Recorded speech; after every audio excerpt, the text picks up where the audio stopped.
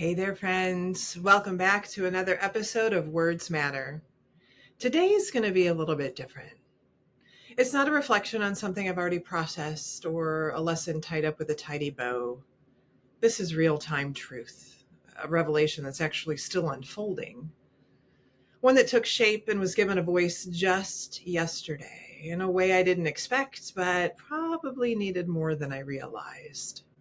I had a massage scheduled with my friend, the amazing rest expert, Carrie Lemons. Now, if you've ever had body work done by someone who truly sees you, not just your muscles and your fascia, but your energy, your heart, then you'll understand what I mean when I say she's more than a massage therapist. Carrie holds space with so much care and intention. Her work is intuitive. She asks questions that go deeper than, how's your body feeling today? She listens with her whole self, and somehow, during every session, she always brings things to the surface I didn't even know I needed to say. So when I arrived, she asked, "How are you doing?" And my answer came out fast, actually sharper than I expected. "I'm so mad at my body." Even though I've been thinking it for quite a while, it was really the first time I had said it out loud, the first time I really let myself feel it. Tears started to fall. The anger, the sadness underneath, the frustration of living in a body that doesn't match the healthy me that I have fought so hard for. Toward the end of our session, Carrie, in her gentle way, said that she was sensing fear coming from me. That was the energy that she was picking up on. And in that moment, I thought she might be right. Fear of what's next, fear of losing more ground, fear of going backward after everything I had worked so hard for. But when I left the appointment and let that thought settle, something deeper actually emerged. It's not fear. It's grief. I am grieving. Grieving the sense of ease I had finally found, grieving the strength and the trust I had built between myself and this body of mine, grieving the story I'd told myself for years that once I got healthy, once I got in shape, everything would feel better, everything would be better. And for quite a while it was. For a long time, I was living and breathing whole self-health, mind, body, and soul. My habits were rooted. My spirit was strong. My body felt like a partner, not a problem. And I loved that me and how life was. Keyword, was. Yesterday got me thinking deep back to when things started to shift, when the disconnect first happened. It was my first frozen shoulder. Then heart palpitations, then fatigue that no amount of rest could fix, then the massive effects of perimenopause. But the catalyst, it happened 3 months ago when a back injury led to a diagnosis of spinal stenosis. That moment broke something wide open in me because I had done the work. I had earned the health I was living, and suddenly it felt like all of it was taken away. And that betrayal, it cut deep. Not just because of the constant physical pain that made every movement hurt, but because of what it represented. See, I had poured love, discipline, devotion into healing my body, and now my body felt like it was turning against me. I didn't just lose comfort or convenience, I lost trust. I lost the belief that I was safe inside my own skin. And that's where shame crept in.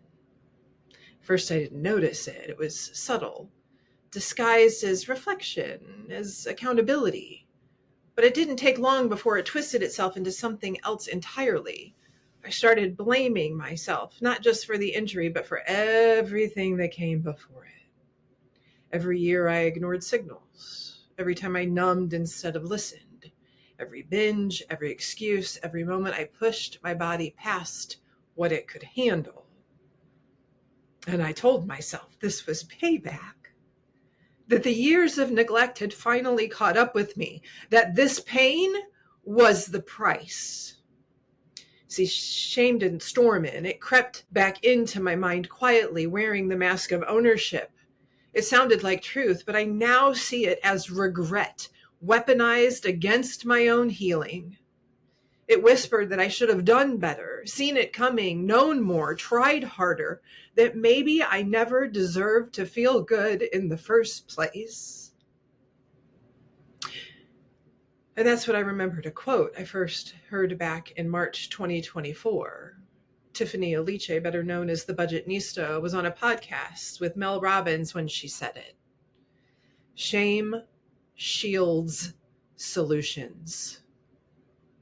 Those words landed hard back then, but they've taken on a whole new meaning as of yesterday because I'm living them. Shame doesn't just sting, it silences. It keeps you from reaching out. It tells you to be thankful it's not worse. It gaslights your grief by comparing it to someone else's. It convinces you that your pain isn't valid because it's not visible. And worst of all, it blocks you from finding your way through the dark because you can't solve what you're too ashamed to say out loud. My amazing pastor, Corey Ball, once said in a sermon that shame can also be a messenger, a wake-up call that something's off. And I believe that. I believe we're not meant to live in shame, but we are meant to pay attention when it shows up, because sometimes it's pointing to an old wound that still needs care. I didn't see it at first. I've let the anger take center stage, and in doing so, I missed the message that shame was trying to deliver. That disconnection from my body only widened. So right now, the wound I'm tending is this. I'm grieving the loss of what I thought this part of my life would look like. I now see clearly that for the last 3 months, a subconscious darkness clouded every part of me. It's touched everything. My thoughts, my choices, my joy. But yesterday, in the safety of Carrie's office, I named it. Through tears and frustration, I spoke it out loud. I shined a light on it, and where even the smallest speck of light exists, darkness is diminished. I had imagined energy, ease, peace in my body, and instead I'm navigating pain, fatigue, and uncertainty. I'm unearthing thought patterns that I thought I'd buried. I'm watching old stories try to sneak back in and take up space. But here's what I know. The work I've done hasn't disappeared. It's what's keeping me from falling all the way back into the abyss, actually. It's what's helping me stay present, even when everything inside me wants to escape and detach. It's what's allowing me to say without shame that I am angry. So angry, and I'm heartbroken, so sad, and I'm still healing. And maybe that's the point of this episode, not to land in a place of resolution, but to make space for the messy middle and to remind you and me that this part counts too. That grieving what you lost doesn't cancel out what you've gained. That feeling betrayed by your own body doesn't mean that you're failing. It means that you're human. And being human is heavy sometimes. It stretches you, it breaks your heart, it asks more of you than you ever thought you'd have to give. But it also invites you to meet yourself right where you are. To stand in the mess and say, this matters. Because I matter. I know that I know that I know this. Every time you tell the truth about what hurts, you reclaim a part of yourself that shame has tried to erase. I don't have the answers today. I don't have a strategy or a fix or a colorful bow to tie this all up with, but I do have honesty. And I believe that this kind of honesty has the power to heal because it makes space for what's real.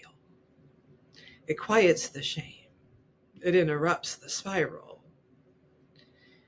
It reminds us that what we're walking through doesn't erase the strength it took us to get here. Because we're not defined by our hardest seasons, are we? We're not disqualified by our pain, and we're not defeated by what's trying to defeat us. So if you're carrying disappointment, if you're grieving a body that doesn't feel like your own, if you're angry at how long it took you to get here, or how heartbroken over how different it looks than what you imagined, I see you. You're not broken, even if you feel like it, and you're not failing, even if you feel like it. You're unfolding. And this is just another layer, a deeper one, and you're allowed to feel every inch of it. You haven't lost your healing. You haven't erased your progress. You are still on your way. And I'm going to be right here beside you, telling the truth, honoring the ache, and staying in it with you. Not because it's easy, but because it's real. And because the only way to it, to the solutions we seek, is through the thick of it. Through the heartbreak, through the anger, through the grief we didn't expect to carry. That's where healing lives. Not on the other side of it, but inside the choosing to keep going anyway. Friends, the words we see and read, the words we hear, and the words we say to ourselves and about ourselves, about what we're doing and how we're doing it, they all matter. Your words matter because you matter. Have a great day.